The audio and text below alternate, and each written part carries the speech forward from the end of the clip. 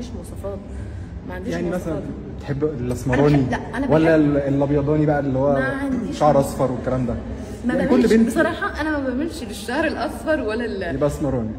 يعني احب الله الاصفر المصري بصراحه. لانه كل واحد بينتمي للي عكسه يعني، فاهم؟ لكن انا عشان انا شويه عيني ملونه وكده، فما اميلش لكده، اميل للعكس. يكون اهلاوي ولا زملكاوي؟ يكون اهلاوي طبعا، سامحوني جمهور الزمالك بس انا اهلاويه بحته. بس كده. بس انت لابسه ابيض يعني. لابسه ابيض النهارده صح؟ ابيض حلاوه الروح، كلمه الاهلي بتبقى مكتوب بالابيض يا حبيبي.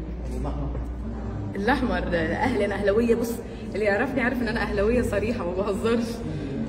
متعصبه يعني؟ متعصبه جدا. بتروحي الملعب؟ بروح طبعا، بروح وبسافر وبروح دايما.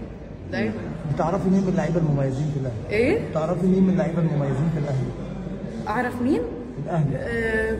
مبدئيا لعيبه الاهلي كلهم مميزين. ماشي، من اكبرهم لاصغرهم للاحتياطي للناشئين، كلهم مميزين بالنسبه لي. شكرا يا جميله، كل سنه وانت طيبه. وانتم طيبين، تصبحوا على خير. صوره بقى يا استاذ.